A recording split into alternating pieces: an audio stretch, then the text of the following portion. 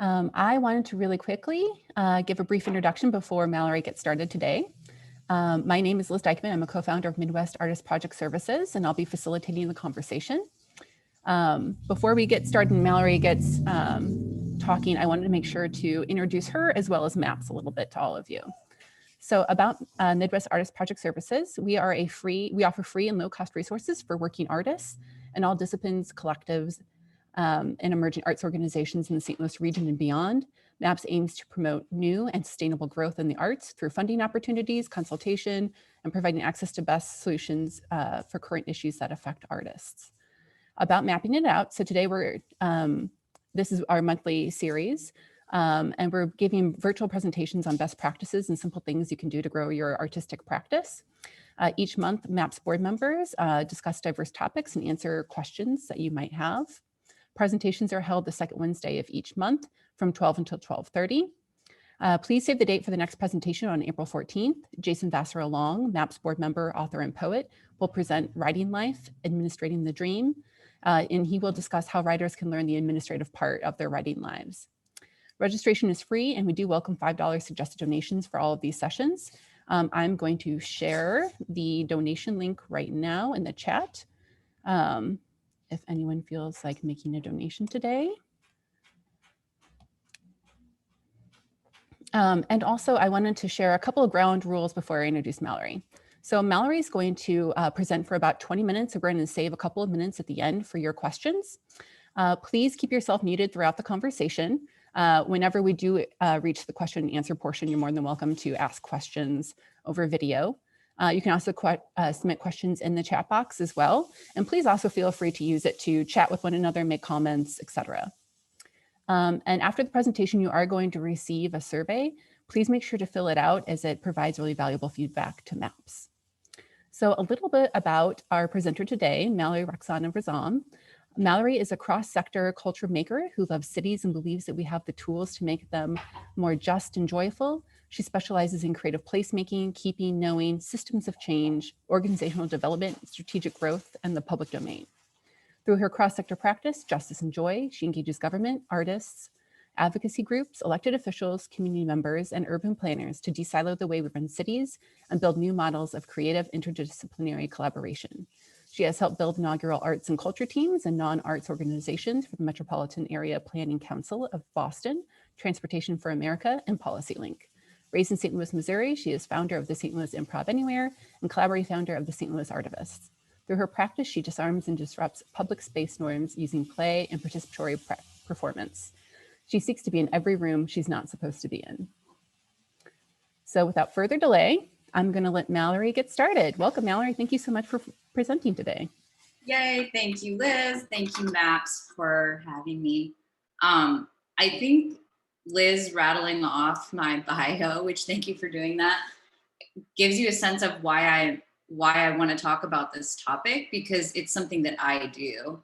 I consider myself to be an artist. I call myself a civic practice artist, which I won't go into, but that's how I name my practice. And I also work as a consultant now. I work in a lot of different sectors with a lot of different kinds of partners. And the way I think about bringing my creativity into all of these different kinds of collaborations is how am I a creative problem solver? So that's kind of what I want to talk about today, and how artists can bring their sense of imagination and creativity to a lot of different kinds of collaborations. And one of those reasons is, I just think the world is better when artists are at the table, and I think creative people should be at all tables everywhere. And this is a moment where I think there's an opportunity for a lot of change, both in the way that I think like economically how we work is shifting. And I also think the kinds of problems we are slowly collectively realizing we need to tackle, deeper problems like systemic inequity. These are places where artists have been at the forefront, but working kind of more in, I think not as integrated ways as we need to be to really be part of the solution on a lot of fronts. So we're going to talk about all of that in 20 minutes, and I'm going to share my screen right now. I'm also totally happy with folks, if you have questions that come up while I'm I'm sharing. If you want to just throw them in the chat, that works totally fine for me, as well as our Q&A at the end. So this is called Collaborating Outside of the Arts.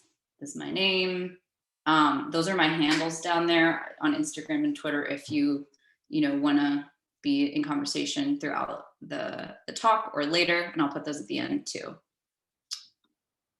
All right, so I want to imagine a few scenarios right now. So the first one is that you work for the city. There's a vacant lot. Maybe there are a lot of vacant lots, and you really can't figure out what to do with it. It's starting to become a problem. It's hard for you to see it as an opportunity. You haven't been able to get anyone on your team, on your staff at the table to figure out what to do here.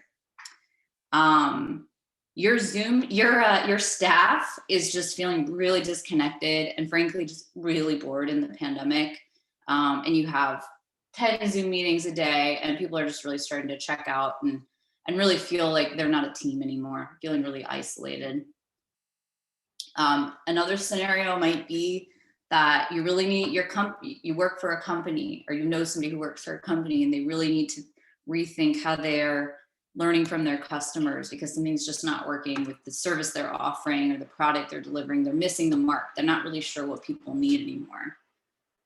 So the question is, how might you as an artist, or we as artists, or even as arts administrators, offer creative solutions to these kinds of situations that are not housed within an arts or cultural institution? They're not explicitly artistic opportunities, but there are places where arts and culture can play a role in helping to solve some of these challenges. And then when we think about how would we address these situations, we have to think about what are the specific gifts and skills that an artist could bring to these scenarios. So if you're an artist, you might ask yourself, what is my unique talent? What do I know? What do I bring into situations that's special? And if you're an administrator, how can you create and facilitate those kinds of opportunities? How can you support artists in connecting them to become creative problem solvers outside of the arts? So that final question is kind of more towards administrators or even folks who are not really in the arts, but I don't know if anyone here is, but could start to imagine how you might bring an artist in. So this is happening. It has been happening. The park on the left might the lot on the left, this was a vacant lot, it might transform into a park that has like an amazing rain garden set up. You might invite artists onto your staff Zooms to play music to mix it up. You might think about how you engage customers in this really grainy photo on the bottom right in giving feedback in a more interesting way than maybe just a typical survey or something on social media. So I think we already talked about this. Artists are problem solvers. It's time for new approaches. And a lot of artists have lost work right now. And I think there are a lot of opportunities for artists to think about having like a really rich studio practice or public art practice and other ways of applying their skills, not just to make money. I mean, we all have to do that, right, in this particular world, but we also have great ideas and really powerful skills and sensibilities that need to be part of a lot of different sectors.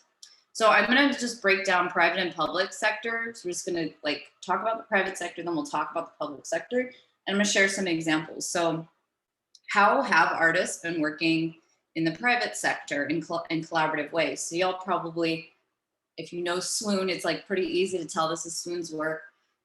So a lot of companies, this is like a big thing right now, artists in residence in tech startups, sometimes in corporations and larger companies.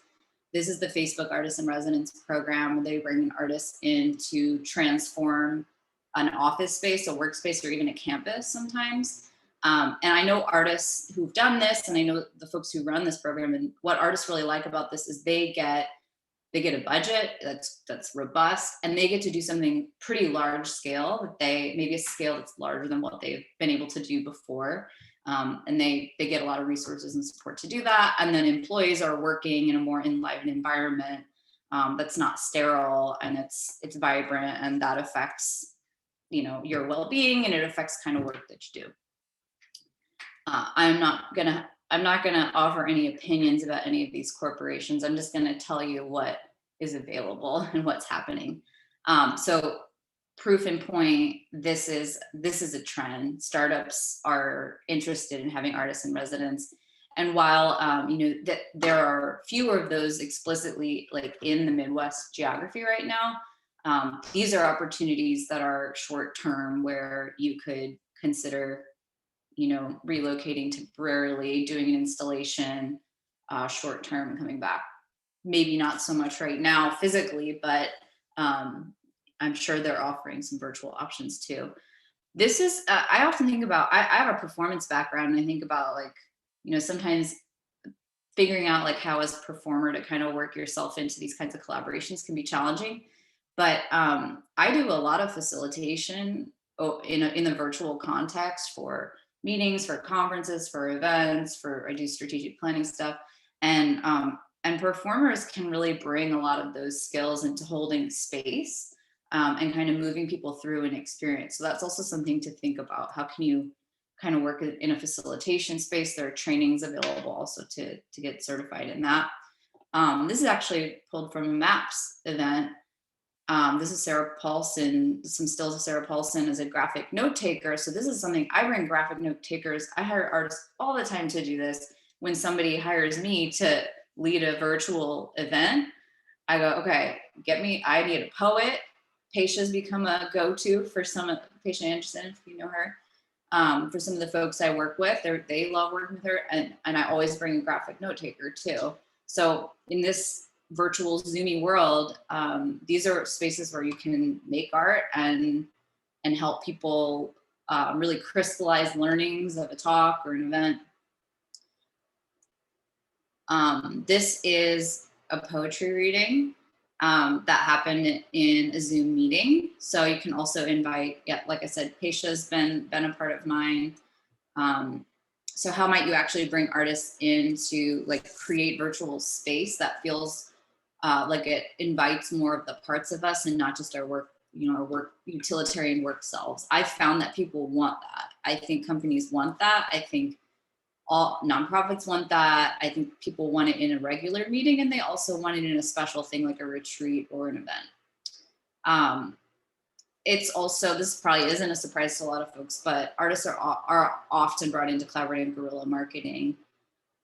So there are a lot of ways to, it's often in public spaces. So that's also still happening in the pandemic. And this is an example of that. So these are just, that's not right. Okay, public sector stuff. So this, historically and definitely right now, artists have often been tapped to amplify messages, oftentimes public messages. So this, right now with COVID, there are a lot of artists making masks, and there are also a lot of initiatives to kind of make mask wearing, not just utilitarian, but also a sense of identity, sense of culture. So this is a project that Transportation for America did with artists on the BART. So this is in a BART station, and this is on the BART.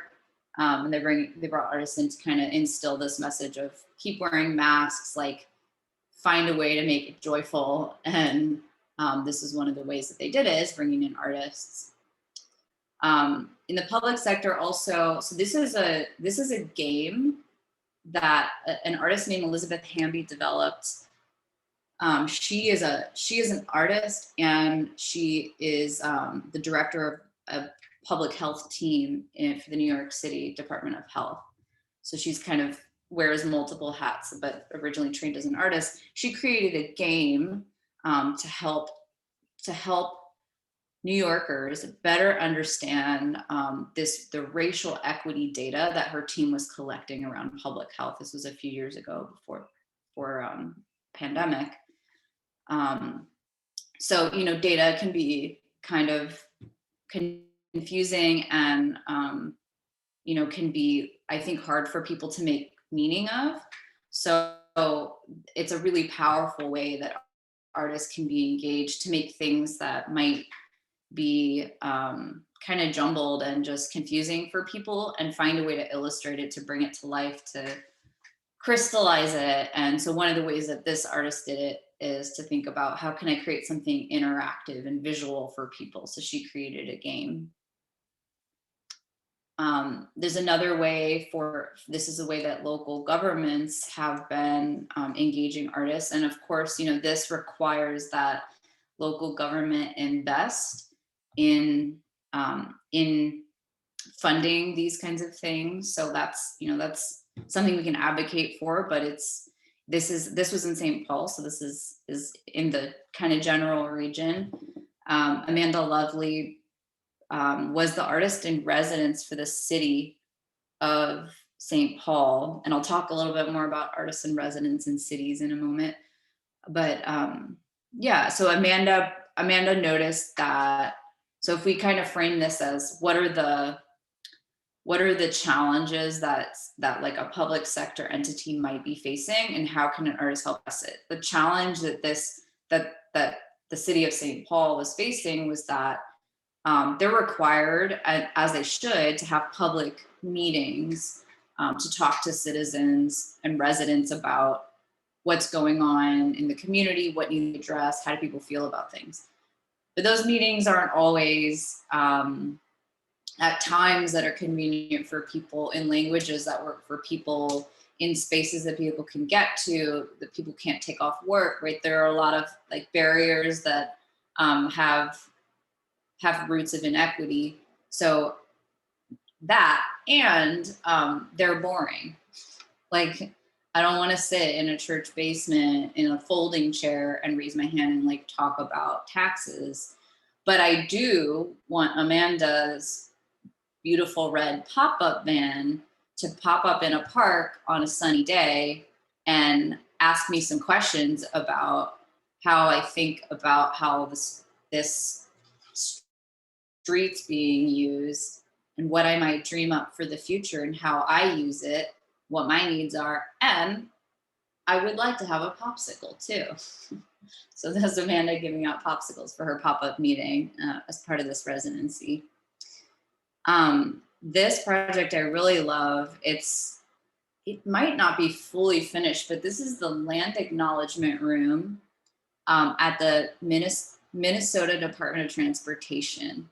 So another example of public sector collaboration. So this is a state level collaboration. It is, I believe, I'm like 99% sure, one of the first 2 state level artist in residency programs, and I think still only the only 2 state level. So this was done by artist Marcus Young. So again, if we frame this as what is the challenge the public sector is facing, and how can the artists bring their skills to help address it? So here the challenge was that Marcus noticed a Department of Transportation does a lot of work around land and does a lot of work around mobility and how people both use land and relate to it culturally. Yet they did not have any formalized practice of understanding the land that they were on and its relationship to Indigenous peoples. So he decided and asked, hey, there's a spare room nobody's using. Could I use it? And he transformed this space in a way that I think he thought would be kind of pushing the edge, but still comfortable within the zone that the DOT is comfortable with aesthetically, and created a land acknowledgement room. So there are a bunch of resources in here for folks to learn more about Native people of the land. You can see there's a map on the left of the land that they're on and the different people that have lived in that land. Some images on the right and some plants. I don't know if they're native plants or what, but you can see what's going on in there. So it's another example of how an artist is addressing a challenge that the department is seeing. This project is in Copenhagen, and I'm one of the artists on the team for the Brick Line Greenway in St. Louis, Missouri. We're developing an urban greenway that's going to go through 30 plus neighborhoods. And any time that artists are, I think, engaged in projects that are going through space, we have a responsibility to the people of those places and the neighborhoods that these go through. So we're thinking a lot about what does it mean to be moving through space, kind of similar to what Marcus in that last slide, his question, what does it mean to be moving through land, and what are the cultural implications of the spaces that we make. So this is Superkilen in Copenhagen. It's a park, but the process of creating this park, you might notice there are kind of these different like symbols that you might see. I when I look at this, I already see like I see this kind of half moon shape, and I grew up Muslim, so I see like, oh, this might mean that there's like a Muslim community nearby, and this visual is there to kind of reflect that identity of place. So and that is true because this was created in concert with community members, with a design team, and with artists who actually, they had the funding to go visit some of the homeland of neighbors in this really international neighborhood. And in this slide, you can see that they actually like brought dirt back from each of the different places that they visited and had that dirt on site. And then really tried to make this space have the cultural resonance of place that will make people feel invited and feel like they're like the space is for them. It's safe. It speaks to them culturally, and that is something that's like really historically been left out of a lot of public sector development, especially spatial development. So this is a pretty unique project, and really requires that artists are involved in it, and also that art recognizes that artists have both skills of aesthetic, of course, and they can also have really deep cultural awareness, because culture is a part of the depth of art making. And some of us, like if the Cat Institute in St. Louis does a great job of adding the layer of training artists to do community practice, or to deepen the community practice artists already have. So that's another way that artists can collaborate with the public sector, is really deepening community. I don't like to use the phrase community engagement, so I'm going to avoid that because it feels transactional to me. So I'll say like co-designing or collaborating with community. Lastly, this some of you all might know Art Place America. They just sunsetted this year, and Art Place America was a 10-year initiative that was really trying to get arts and cultural practitioners at the table to help solve pressing issues of our time. They did a lot of funding. They did a lot of meaning making and research. And this is one of the things that they kind of left behind and crystallized after they sunsetted this year. They closed out at the end of 2020. Is these are all of the different ways in which arts and cultural practitioners can bring these gifts that they have to solve the challenges of our time. And those are they're really not only in the public sector, but the public sector is sort of, it is there to do that work. That's kind of what it's tasked with. But a lot of these challenges and issues, they pervade that kind of that dichotomy of public private is really it's utilitarian, it's blurry, right? But it's like it exists economically, I guess. Anyway, so I really like the way that this is illustrated. I think it helps us to understand the way that artists work in physical space. So that's the orange, and that's the center of the circle. I hope you can see the nuances of color over Zoom. And then there's the kind of gold color, that's the second ring, that's the social sphere. And you can see those spokes in gold, they're kind of at the bottom right. And then the systemic, which is what I get really excited about. How can artists help us address systemic challenges in the purple? And that's that outer ring. And the idea is that they kind of, the systemic holds the social, holds the physical. So kind of from the biggest sphere holds the other spheres. So you can see that in the physical, artists can transform spaces like we saw in the park, the Super Keelan Park. Can reflect community identity, which it also did in that same park. And at the social level, it can help to bridge differences. So there are a lot of examples of how artists are engaged to initiate conversations between groups that historically have not had good relationships. Sometimes those relationships are, and this is some of the harder work, is actually for like an institution, working for an institution who needs to bridge its own differences with a group of people. And that can happen sometimes in those artists in residence, in government roles. I've seen that happen. Ensuring cultural continuity. So that's something that comes up a lot in this era of the big G, gentrification. How does culture continue when there are forces that threaten it, in like very literally? There's like violence, and then there are also economic pressures and housing pressures, and neighborhoods get removed, right? Like in St. Louis, you know, the history of Mill Creek Valley, it's just a historic Black neighborhood that was really thriving and was removed through eminent domain to build highways. So artists can play a role in ensuring cultural continuity. And I would say even in that vein, that once harm is done, it's not like art can always come back into the conversation. Artists can always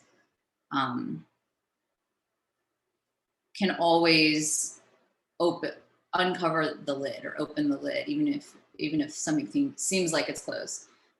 Cultivating individual agency, collaboration, advancing well-being. I think well-being is also pretty relevant right now. I would say a lot of different partners are interested and aware that they need to be thinking about well-being. And, you know, I'm thinking about a lot of artists that like, maybe I think about the last 5 artists that I worked with, whether or not their work is explicitly about well-being, it is evoking creativity, contemplation, reflection, joy. Those are all inherently part of well-being. So there are ways that those gifts that artists have can be a part of supporting collaborations around well-being that are you know, both about that subject, but also about kind of what are the things that make us feel whole. So it's something to keep in mind if you're asked to be involved in well-being work. And then at the systemic level, I'm just thinking, I was at that Pulitzer talk last night. I don't know if folks were there, about environmental racism in the arts. And I think that a lot of that kind of work is at the systems level of healing community trauma. A lot of these take time, the systems level work. And maybe you're involved in some of these. I think a lot of you probably are in this kind of slower work. Healing community trauma, centering people, building collective power. I think we can see how, for example, artists have been working on immigration rights work, like the artist Fabiana Rodriguez and her the mariposa, the butterfly images that she developed over the last few years. Or even the way that the Black Lives Matter movement is engaging artists and visuals and culture, make issues compelling. That was, I think, the mask wearing example is a pretty timely one. You know, how can you make it not just a functional thing somebody needs to do, but something that it has meaning to them? Imagining new approaches, like,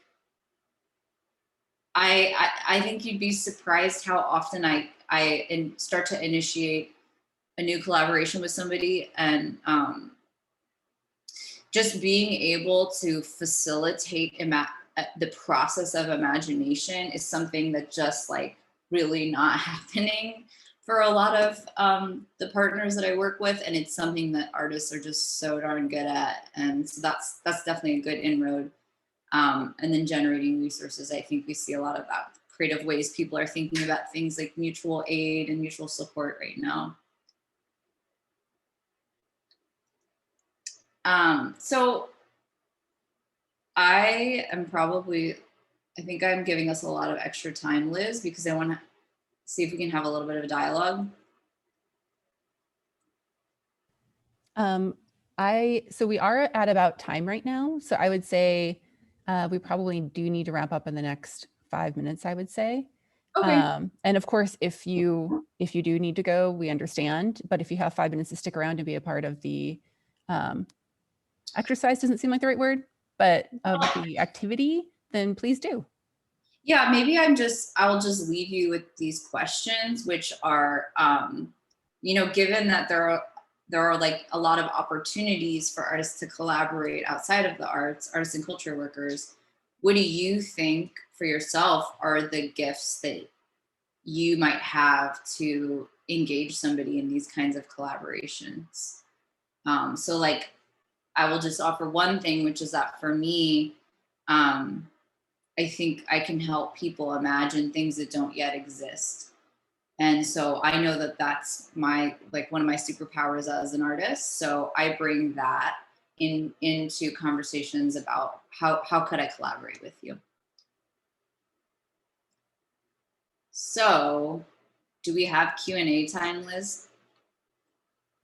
Yes, we certainly do. And I love how you gave us a Q&A right before we entered into the public Q&A, if you will. I know Bridget just shared a question via chat. She said, how should artists negotiate payment if, when they are approached for collaborations, taking into account different organizations, cities, budgets, etc.? Yeah, I'm gonna stop share. I'm thinking, it's the private sector is pretty different from the public sector, so that could change it, but not always, because I think we often think the public sector has less money than the private sector. It's not true. I would say that I often give a few different options when I'm trying to negotiate a project. So I will say like what I will offer 3 tiers. I'll offer like the most limited if your budget's really small. I'll offer a medium if you kind of want that medium spot. But really what I know you want, what's best for the project, is the biggest package. And I find that for me as a negotiating tactic, it often just that psychologically it works to make the shiny thing the best option. And to make it kind of look like you're really not going to be getting what you need to be, the kind of service that you really need to be getting, unless you are willing to pay for it. I would also always, when I think about what artists should be paid, I always think about wage, which is I think it's probably a resource on the MAPS website, but it helps to kind of offer a good starting point for what artists should be paid. Although I don't know if it really speaks to this kind of collaboration in this cross-sector way. I would say I think in these situations, artists should be charging like a consultant, and maybe differently from how you might, I would say charge as a teaching artist or something. So you might want to look into what consultants that work with that sector charge. So if you're like, hey, I'm painting a mural for, I don't know, whoever bought Anheuser-Busch, I don't know. What do muralists who paint for corporations get charged? Well, I guess that's more muralists, but I charge consulting rate. Because if I charged an artist rate, they would pay me an artist rate. So definitely, I think these kinds of collaborations are probably higher grossing. But I would start with wage, and then I would also look into what a consultant would make in that field. Any other questions? Feel free, again, you can ask over chat or just via video if you like.